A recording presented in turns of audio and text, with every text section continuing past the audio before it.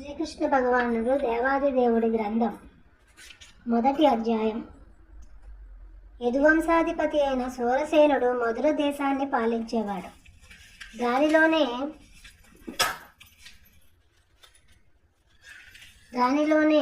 మధురా నగరం సూరసేనుని పేరిట ఉన్నట్టి సూరసేన మండలం ఉండేది.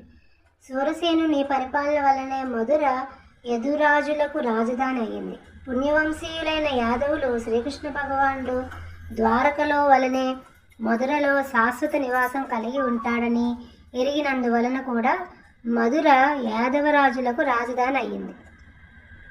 పూర్వం ఒకప్పుడు సూరసేనుని తనయుడైన వసుదేవుడు దేవకిని వివాహం చేసుకున్న తరువాత నవవధువుతో కలిసి తన రథంలో స్వగృహానికి బయలుదేరాడు. దేవకి తండ్రి అయిన దేవకుడు తన కుమార్తె పట్ల గల అమితానురాగం వలన అపారమైన కట్న కానుకలను ఇచ్చాడు. స్వర్ణాలంకృతమైన వందలాది రథాలను అతడు సమర్పించాడు. ఆ సమయంలో ఉగ్రసేనుని పుత్రుడైన కంసుడు తన సోదరి అయిన దేవకికి ఆనందాన్ని కలిగించడానికి వసుదేవుని రథస్వాల కళ్ళాలను చేపట్టి నడవసాగాడు. వివాహం జరిగినప్పుడు తన సోదరిని బావను తీసుకొని సోదరుడు వారింటికి వెళ్ళడం వైదిక నాగరికత ఆచారం. నవవధువుకు పుట్టింట వియోగ బాధ ఉంటుంది కనుక ఆమె తన మామగారింటికి వెళ్ళేంత వరకు సోదరుడు తోడుగా వెళ్తాడు. స్వర్ణమాలలతో అలంకృతమైన 400 ఏనుగులను, చక్కగా అలంకరించబడిన 1500 గుర్రాలను, 1800 రథాలను దేవకుడు కట్నంగా సమర్పించాడు. తన కుమార్తె సహాయానికి అతడు 200 మంది అందమైన కన్యలను కూడా పంపించాడు. క్షత్రియునికి వివాహం జరిగినప్పుడు కన్యతో పాటు కొన్ని డజన్ల సంఖ్యలో ఆమె చెలికత్తెలు కూడా వరుని ఇంటికి వెళ్ళడం క్షత్రియ వివాహ పద్ధతిలో ఉన్నది. రాణి వెంట ఉండేవారు దాసీజనమని పిలువబడినప్పటికీ నిజానికి వారు ఆమెకు చలికెత్తెలుగా వ్యవహరిస్తారు. ఈ పద్ధతి అనంతకాలం నుండి, అంటే శ్రీకృష్ణావతారణ జరిగిన 5000 సంవత్సరాల ముందు నుండే కొనసాగుతూ వస్తున్నది. ఈ ప్రకారంగా వసుదేవుడు తన భార్య దేవకితో పాటు 200 మంది అందమైన కన్యలను తన ఇంటికి తీసుకొని రాసాగాడు. వధూవరులు రథంలో సాగేటప్పుడు మంగళ సూచకంగా నానా రకాలైన సంగీత వాద్యాలు మ్రోగించబడ్డాయి. శంఖాలు, కొమ్ములు, మృదంగాలు, బేరులు సమిష్టిగా మ్రోగాయి. ఊరేగింపు ఆనందంగా సాగుతోంది. కంసుడు రథాన్ని తోలుతున్నాడు. ఇంతకీ కంసుని సంబోధిస్తూ ఒక ఆశ్చర్యకరమైన వాక్కు, కంసా, నీవెంత మూర్ఖుడివి! నీ సోదరి బావల రథాన్ని నడుపుతున్నావే కానీ ఈ సోదరి అష్టమపుత్రుడు నిన్ను చంపుతాడని తెలుసుకోలేకపోతున్నావు అని ఆకాశంలో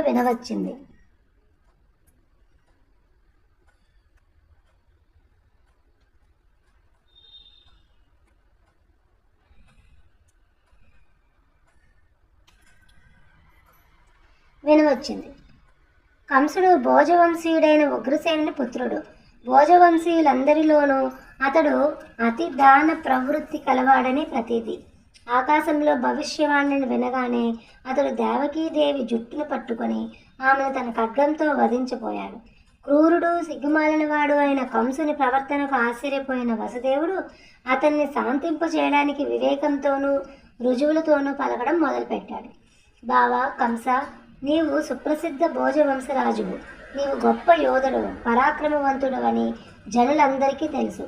స్త్రీని, అందున నీ సోదరుని మంగళకరమైన ఆమె వివాహ సమయంలో వధించేందుకు సిద్ధపడుతున్నావు. అంతగా నీకు కోపం ఎట్లా కలిగింది? నీకు ఇంతగా మరణ భయం ఎందుకు? నీ జన్మతో పాటే మృత్యువు కూడా ఇదివరకే జన్మించింది. జన్మించిన రోజు నుండే నీవు మరణించడం మొదలుపెట్టావు. నీకు 25 ఏళ్ల వయసు అనుకుంటే నీకు 25 ఏళ్ల మరణం కలిగిందనే దాని అర్థం. ప్రతి క్షణం, ప్రతి నిమిషం నీవు మరణిస్తూనే ఉన్నావు. అయితే ఇంత మరణ భయం నీకెందుకు? చిట్ట చివరి మరణం అనివార్యమే కదా. నీవు ఇవాళ మరణించవచ్చునని, లేదా 100 ఏళ్ల తర్వాత మరణించవచ్చును, కానీ మరణాన్ని మాత్రం నీ తప్పించుకోలేవు. కనుక మరణ భయం వదులు అని చెప్పి, నిజానికి మరణం అంటే ప్రస్తుత భౌతిక దేహ నశింపు అని అర్థం. ప్రస్తుతం దేహం పనిచేయడం మానివేసి పంచభూతాలలో కలిసిపోగానే దేహంలో ఉన్న జీవుడు ప్రస్తుత కర్మల ఫలాలను అనుసరించి వేరొక దేహాన్ని స్వీకరిస్తాడు. రహదారిలో నడుస్తున్న వ్యక్తి ఒక అడుగు వేసి అది నేలపై స్థిరంగా ఉన్నదని తెలుసుకొనగానే రెండవ పాదాన్ని ఎత్తడం వంటిదే ఇది. ఈ రకంగా ఒకదాని తర్వాత ఒకటిగా దేహాలు మారిపోతుండగా ఆత్మ పునర్జన్మని పొందుతుంది. గడ్డి పురుగు ఒక ఆకు నుండి వేరొక ఆకుకు ఏ విధంగా ప్రయాణిస్తుందో జాగ్రత్తగా చూడు. అదే రీతిగా మహోన్నతులు వేరొక దేహాన్ని నిర్ణయించగానే జీవుడు ప్రస్తుత దేహాన్ని విడిచిపెడతాడు.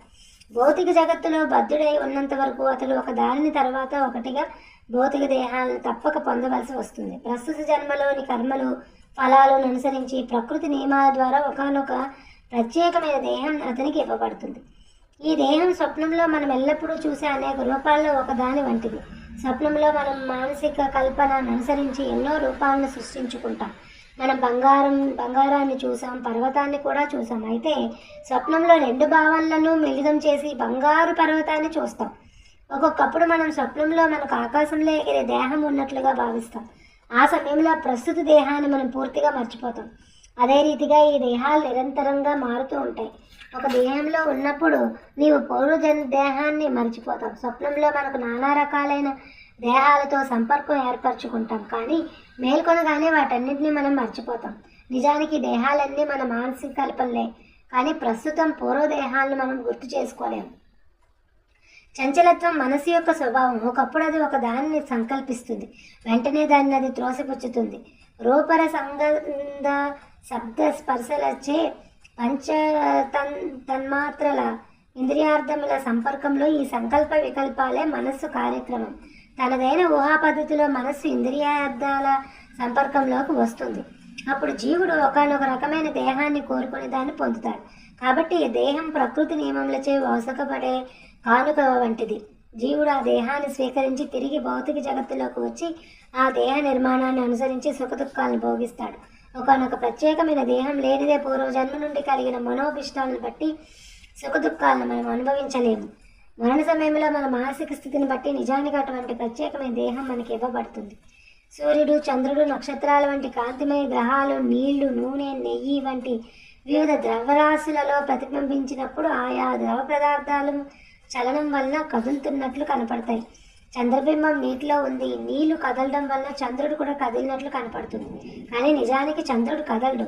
అదేవిధంగా జీవునికి దేహాలతో ఎటువంటి సంబంధం లేనప్పటికీ మానసిక కల్పన వలన అతడు నానా రకాలైన దేహాలను పొందుతాడు.